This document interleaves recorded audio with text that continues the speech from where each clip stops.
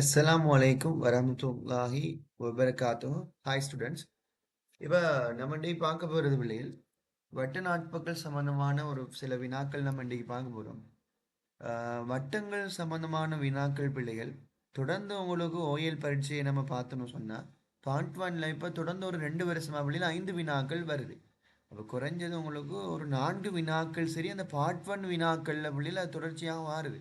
அப்போ இந்த 4 வினாக்களில் குறைஞ்சது 5 வினாக்கள் வந்தால் ஒரு 4 வினாக்கள் மாதிரி செய்கிற மாதிரி இருந்தால் தான் நம்மளுக்கு என்ன செய்யணும். அப்போ பார்ட் ஒன்ல வந்து கூடுதலான புள்ளிகள் என்ன செய்யலும் இலகுவாக பெற்றுக்கொள்ளலும். சரிதானே பிள்ளை? இப்போ அதற்காக நம்ம என்ன செய்யணும், வட்டங்கள் தொடர்பான விஷயங்களை தேடி நிறைய பயிற்சிகளை செய்து கொள்வோம். அப்போ இதில் நம்ம இன்றைக்கி பார்க்க போகிறது பிள்ளைகள் தேற்றங்களில் முதலாவது வட்ட தேற்றங்களில் வட்ட நாட்பக்களுடன் சம்பந்தமான ஒரு தேற்றத்தில் வர ஒரு 4 வினாக்கள் இன்றைக்கி நம்ம பார்ப்போம். அப்போ அதில் பிள்ளைகள் முதலாவது வட்ட நாட்பக்கள்னு சொல்றது பிள்ளைகள் அந்த நாட்பக்கள் இருக்குதான் என்ன. அப்போ அவர் 4 புள்ளிகளும் வட்டத்தின் மீது பாருங்க, இந்த இந்த ஒரு புள்ளி இங்கே உண்டு இங்கே உண்டு. அப்போ வட்டத்தின் மீது அந்த 4 புள்ளிகளும் காணப்பட்டா அவர் சொல்றது நம்ம வட்ட நாட்பக்கள். சரிதான பிள்ளை? ஆகவே வட்ட நாட்பக்கள் ஒரு விஷயம் என்னன்னு சொன்னா எதிரெதிர் கோணங்கள் என்ன செய்வார்னு சொன்ன பிள்ளைகள் மிகை நிரப்புவார். பாருங்க, இந்த கோணமும் இவரும் அதாவது மிகை நிரப்பர்னு சொன்ன என்ன விஷயம் 180 பாகை. அப்போ வட்ட நாட்பக்கள் இருந்தா எதிரெதிர் கோணங்களின் கூட்டுத்தொகை எத்தனை பாகை அவளில் இருப்பார்?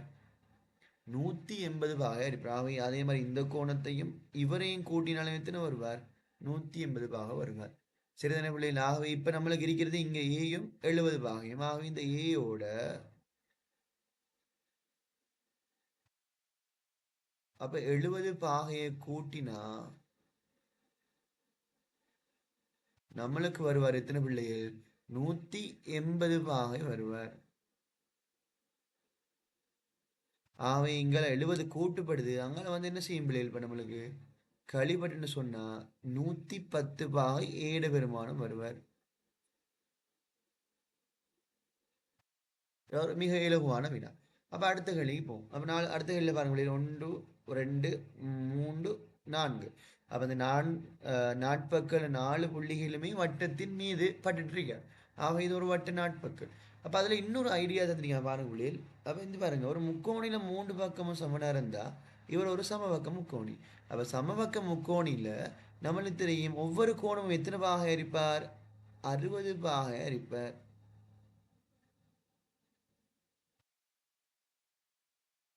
சரியா இல்லை? ஒவ்வொரு கோணம் எத்தனை பாகை இருப்பார் நம்மளுக்கு? இப்போ இது 60 பாகை. சரிதானே? அப்போ ஒவ்வொரு கோணமுமே சமன் அரிப்பார். ஆகவே இவர் 60ன்னு சொன்னா அப்போ நம்மளுக்கு தெரியும். அப்போ இதுவும் என்ன வட்ட நாட்பக்கல்ல எதிர் பக்கங்கள். இந்த இருக்கிற கோணமும் இந்த கோணம் என்ன எதிரெதிர் கோணங்கள். சாரி பிள்ளை, அப்போ எதிரெதிர் கோணங்கள். அப்போ இந்த 2 கோணங்களையும் கூட்டுத்தொகை 180 பாகை வருவார். சரிதானே பிள்ளை? அப்போ நம்ம இந்த பியோட ஆகவே 60 பாகையை கூட்டினா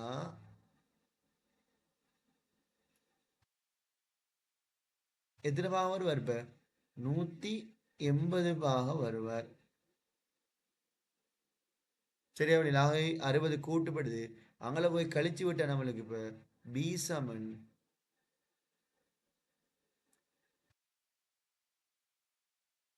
120 பாகை வருவார். அப்போ மிக இலகுவான வினா இதுவும்.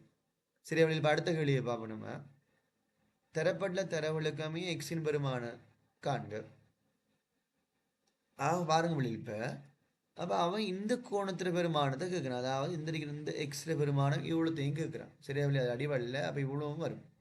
அப்போ அதில் இப்போ இது 110 பாகன்னு வந்திருக்கு. ஆனால் இன்னொரு ஐடியா தந்திருக்கான் பாருங்கள், இவரும் சமாந்தர கோடுகள். அப்போ சமாந்தர கோடுகளோட தொடர்புபட்ட கோணங்கள் நம்மளுக்கு ஒத்த கோணங்கள், ஒன்று விட்ட கோணங்கள், நேய கோணங்கள், இவ்வளோ தான் இருக்கு. ஆகவே இப்போ பாரு, அப்போ சமாந்தர கோடுகள் வந்து அப்போ இது என்ன வடிவம் பிள்ளை? பான வடிவம். பான வடிவத்தில் வர கோணங்களோட கூட்டுத்தொகை எத்தனை பாகை அரிப்பார்? 180 பாகை.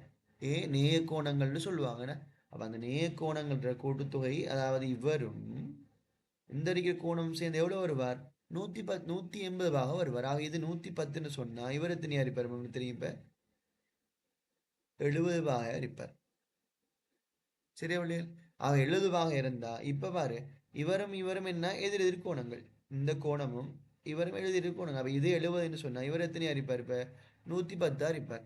இது 110ன்னு சொன்னா இந்த கோணம் நம்மளுக்கு 110ன்னு சொன்னா இந்த எக்ஸ் எத்தனையா இருப்பார்? இதில் 70 பாகை இருப்பார்.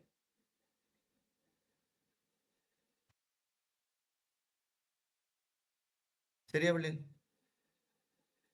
அதே மாதிரி இன்னொரு தேற்றம் இருக்கு பிள்ளை வட்ட நாட்பக்களோட. அது நம்ம அடுத்த வினாக்கள் செய்கிற டைம் இதை பார்ப்போம். சரியா? இப்போ அடுத்த வெளி போகும் பாருங்க. இது மிக இலகுவான வெளி. அப்போ 2 எக்ஸும் ஒரு வட்ட நாட்பக்கள் எதிரெதிர் கோணங்கள். ஆகவே 2 எக்ஸோட இந்த கோணத்தையும் இவரையும் கூட்டினா ஆகவே 3 எக்ஸ் வருவார். அப்போ 3 எக்ஸ் பெருமானம் 180 பாகை.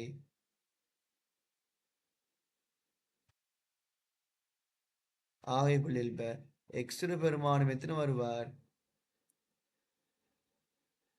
60 பாகை வருவார். சரியா பிள்ளைகள்? அப்போ இது ஒரு மிக இலகுவான வினாக்கள்.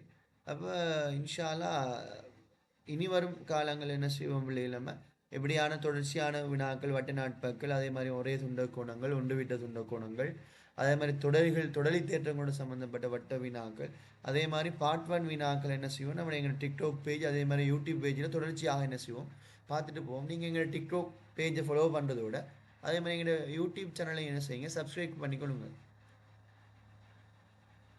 சரி, அப்படி அடுத்தடுத்த வீடியோக்கள் இன்ஷால்ல நம்ம தொடர்ச்சியான முறையில் சந்திப்போம். அதே மாதிரி எங்களோட ஜூம் கிளாஸஸ் நாங்கள் செஞ்சுட்டு வரோம். இல்லை இந்த மாதிரி ஓயல் எழுதுகிற பிள்ளைகளுக்கு தனி பேப்பர் கிளாஸே போகுது பிள்ளை. அதில் மாடல் பேப்பர், அழகு ரீதியான மாடல் பேப்பர் செய்கிறோம். அதே மாதிரி பாஸ் பேப்பர்ஸ் எல்லாம் என்ன செய்வோம் இந்த 3 மந்த்ஸுக்குள்ளே செஞ்சு முடிச்சுட்டு ஒரு கம்ப்ளீட்டான ஒரு விஷயங்களும் உங்கள்கிட்ட வந்து நாங்கள் என்ன செய்வோம் அந்த பேப்பர் கிளாஸ் முடிகிற டைம் உங்களுக்கு ஒரு திருப்தியான ஒரு விஷயங்கள் உங்களுக்கு விளங்கிடும். இணைந்து கொள்ள விரும்புகிறாக்கள் எங்களோட கண்டெக்ட் நம்பர் இருக்குது, நீங்கள் அதுக்கு தொடர்பு கொள்ளிடும்.